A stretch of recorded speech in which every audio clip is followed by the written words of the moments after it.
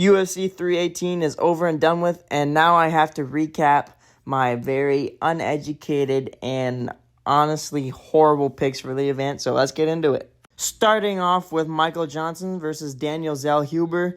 I picked Daniel Zellhuber to win, and would you look at that? Michael Johnson pulled out the unanimous decision victory. I don't think very many people saw this coming. I sure as hell didn't. God damn it.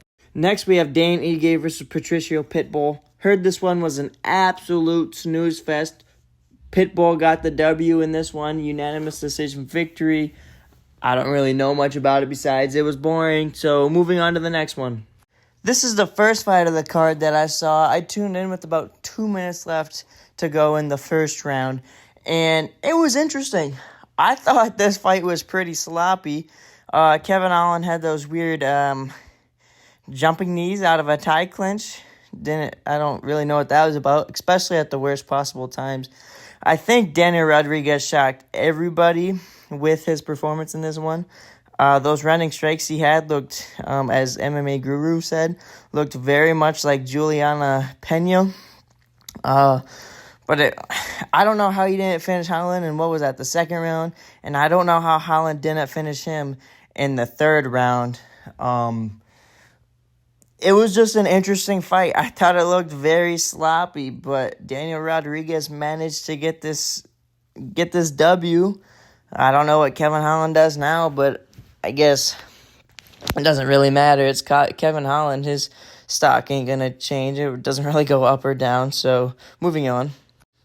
Now for this one, it didn't look like Roman Copilo had anything for Costa. Paulo Costa looked so good in this one.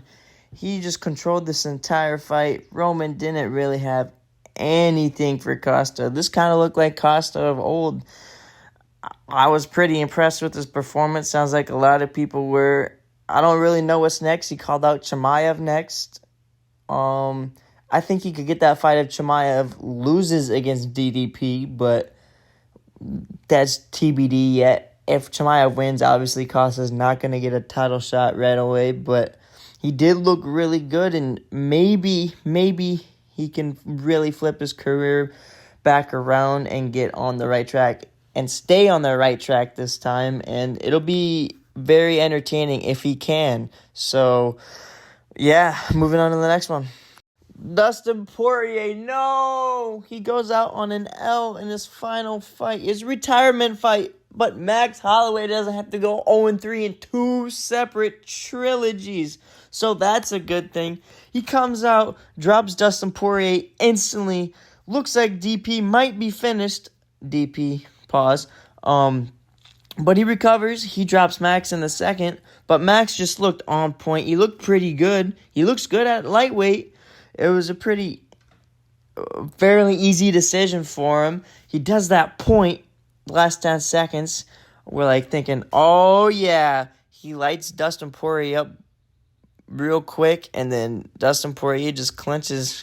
He didn't want to go out like Justin Gaethje in his final fight, which is respectable. But yeah, that's a wrap on the event and Dustin Poirier's historic career, legendary career. We'll all miss him, but he's earned his retirement.